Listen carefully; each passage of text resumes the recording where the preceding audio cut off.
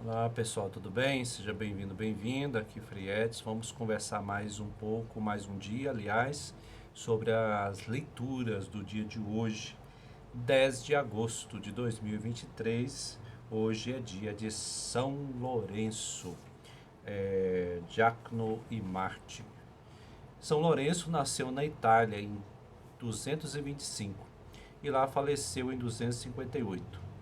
Prestou auxílio ao Papa Sisto II e administrou os tesouros da Igreja.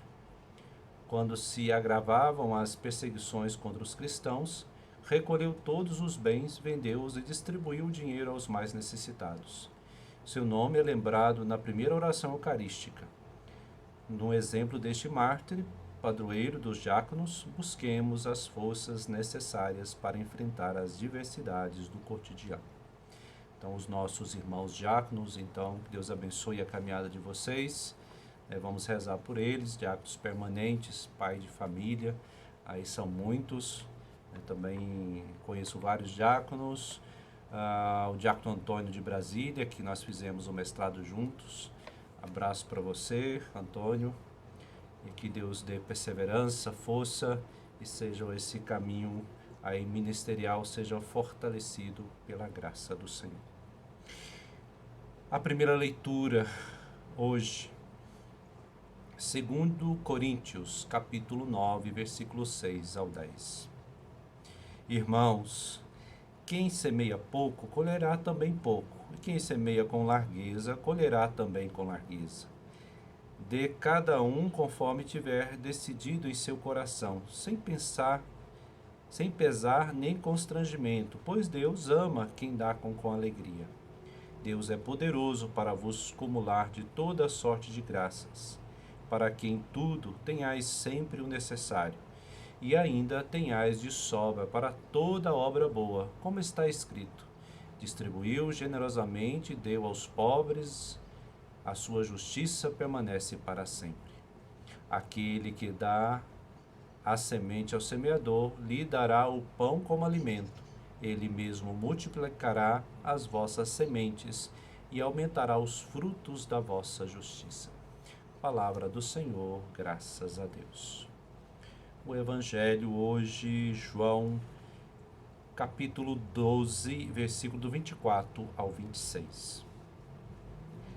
Naquele tempo disse Jesus a seus discípulos: em verdade vos digo, se o grão de trigo que cai na terra não morre, ele continuará só um grão de trigo. Mas se morre, então produz muito fruto. Quem se apega à sua vida, perde-a. Mas quem faz pouca conta de sua vida neste mundo, conservá-la-á para a vida eterna. Se alguém me quer seguir, siga-me, e onde eu estou estará também o meu servo. Se alguém me serve, meu Pai o honrará. Palavra da salvação, glória a vós, Senhor. Muito bem, a primeira leitura nós vimos aí a segunda carta de Paulo aos Coríntios. Nós observamos que é dando com largueza, é dando com gratuidade, sem esperar nada de troca, né? Vamos lembrar de outras passagens, né? Se a gente dá pensando em receber de volta, nós não estamos imitando. Se nós damos pensando em receber de volta, não estamos imitando a Deus. Este é o grande desafio nosso hoje, porque nós vivemos no mundo capitalista, vivemos num mundo onde que a gente dá, a gente tem que receber, né? A gente dá alguma coisa, a gente tem que ou ganhar no mesmo tanto ou um pouquinho a mais, né? Essa é a métrica da nossa sociedade hoje. E nós estamos, de certa maneira, contaminados nisso, né? Quando estamos servindo na comunidade, no trabalho missionário que todos nós somos chamados, a nossa tendência é que perante qualquer coisa que nos contrarie, a gente não gosta, a gente reclama, a gente diz que a gente não pode ser tratado daquele jeito e a gente tende a cobrar. Eu estou aqui, estou trabalhando, não estou cobrando nada. Gente, eu já escutei isso várias vezes, né? Eu já escutei. Quando nós, líderes religiosos, coordenadores de comunidade, às vezes precisamos conversar, estou dando um exemplo, com um catequista, com um coordenador de grupo, Ou às vezes a gente pensa, olha, não dá para usar o salão nesse horário, o templo nesse horário, porque tem a festa e tal. Aí a pessoa reclama de lá, resmunga, né? É, e cobra, né? Ah, mas eu estou trabalhando aqui há quanto tempo, né? Não estou dizendo que às vezes pode ter até um sentido da reclamação, claro, não estou dizendo que todas as reclamações são erradas, né? Mas o que eu estou trazendo aqui que faz o trabalho e quer ser ali como que reconhecido naquilo. O querer, assim, todos nós queremos, de certa forma, ser reconhecidos, mas que isso não chegue à exclusividade. Só faço se eu for. Então sempre eu vou querer alguma coisa em troca, né? Então é o grande desafio de nós batizados. Se a gente for esperar a troca da missão, a gente vai desistir da missão, porque a missão é mais trabalho do que recebimento, nesse sentido que a sociedade entende, né? Nós vamos receber os frutos da pregação do Evangelho, que é algo mais profundo e mais permanente, né? Ou seja, a gente tem que sair dessa medidinha rasa para uma medida mais aberta e larga, para que a gente perceba os grandes frutos da missão, mas principalmente que as pessoas cresçam, que o movimento cresça, que a comunidade cresça, e não exatamente eu, né? Essa, essa é a resposta, esse trabalho gratuito. Fácil falar, né? É difícil a gente realizar, principalmente nós que vivemos nessa cultura da troca. O Evangelho nós ouvimos sobre esse processo de morrer. É isso que eu estou falando, né? E lembramos do diácono, né? São Lourenço. Se a gente pensa só na gente no processo de evangelização, a gente não faz evangelização.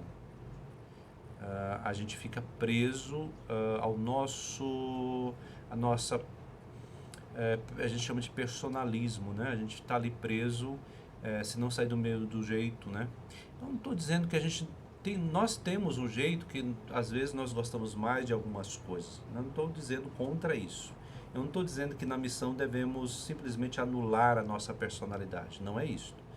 Mas quando tudo tem que ser do meu jeito, tudo, todas as coisas, e não há abertura para o diálogo, aí sim estamos tratando de personalismo. E aí eu quero imprimir, aí eu arranjo os discípulozinhos, né? Que vão fazer as minhas vontades, né? Aí não, aí realmente é não morrer nesse processo. É preciso que nós vamos aqui assim caminhando e diminuindo a nossa presença e que as pessoas, que os movimentos e grupos e a ação da igreja vá crescendo. Na medida que a comunidade cresce, a nossa imagem precisa diminuir, né? É como o presbítero que preside a celebração. Se ele começa a colocar muito eu na celebração eucarística, ele acaba ofuscando, né, a liturgia, né? Ou seja, buscando ser o centro das atenções, a estrela acaba como que desfocando o centro, que é Jesus Cristo. Em vez de levar as pessoas para Jesus, leva para si mesmo. Este é o outro exemplo que a gente pode dar sobre o não deixar desfazer da sua própria vida, das suas personas, e deixar que a graça de Deus passe por ele, né? E assim em tantos outros lugares, né? Em tantos outros afazeres. Então, se eu me apego, se eu estou num grupo e eu só me sinto alguém porque eu só sou o coordenador e o dia que eu não for, eu não estou mais aqui, é porque eu prendi na minha persona, né? E aí eu estou preso e eu quero que preso na concepção de vida que eu tenho, e não deixo o evangelho passar por mim, né? Uma coisa é ter características de liderança, né? Que a gente tem gente que tem essa característica e sempre está ali, né? Disponível, organizar, ajudar, isso é positivo. O que é negativo é quando a gente sufoca as novas lideranças, quando a gente não deixa ninguém crescer. Então aí a gente estaria indo contra o morrer, né? O morrer de si próprio, né? Do orgulho. E a gente pode falar isso em nível pessoal, em nível de matrimônio, a gente pode falar nisso no nível de pastoral, né? E de nível interior, né? Se eu não aceito,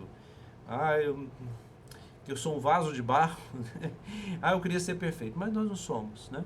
E se eu fico com essa imagem na minha cabeça e não entrego de confiança, sabendo que é Deus que faz, eu fico preso e quero apegar uma imagem e não morro para mim mesmo, né? E aí, se eu não morro para mim mesmo, não tem lugar para Deus se manifestar.